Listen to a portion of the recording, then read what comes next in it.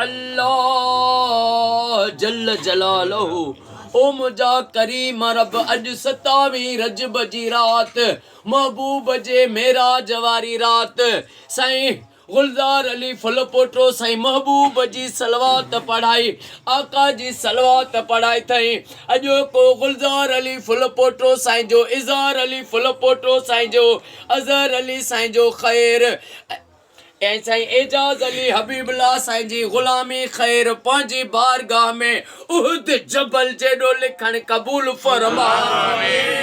ओ मौला महबूब जे मेराज वारी अॼो की रात जो वास्तो थिए गुलजार अली साईं खे साईं जे बचड़नि खे वॾी खिज़री हयाती अता फरमा। गुलजार अली फुल पोटो साईं ओ मौला साईं गुलजार आहिनि जा बच्चा तुझे सामान जा क़यामत ताईं हर मोड़ ते बेड़ा पार फरमा।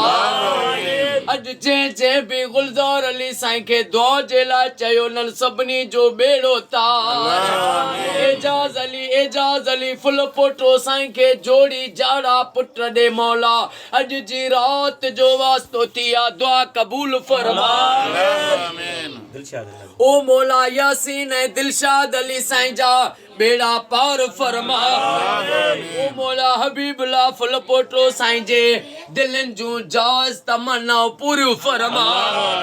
हबीबुल्लाह साईं जे मौला हबीबुल्लाह ते जेके भी मुश्किलातूं आहिनि तकलीफ़ूं आहिनि तो उहे दूर फरमा। ओ मुंहिंजा रब जेके भी फुल पोटा अॼु हिन दुआ में वेठा आहिनि सभिनी जो बेड़ो तार। साईं गुलाम मोहम्मद सियाल साईं जे बचड़नि तो मुश्किलातूं दूर फरमा। मोहम्मद हाशिम साईं के रोज़गारी अता फरमा। असांजे जमात जे निगरान अरबाब अली मेतलो साईं जा बच्चा घर आबाद फरमा।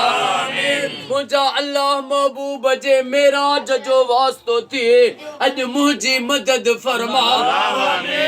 अॼु असां सभिनी जी मदद फरमा।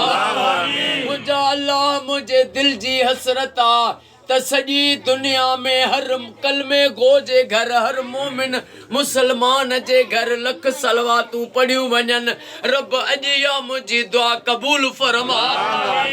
महबूब जी सारी उम्मत खे फिरके वारियत खां बचा। मुंहिंजा अल्लाह जेके बीमार आहिनि उन्हनि खे शफ़ा अता फरमा। बेरोज़गारनि खे रोज़ी अता फरमा। बे औलादनि खे औलाद अता फरमा। जन जे घरनि में किरोद आ उन्हनि तो किरोद दूर फरमा।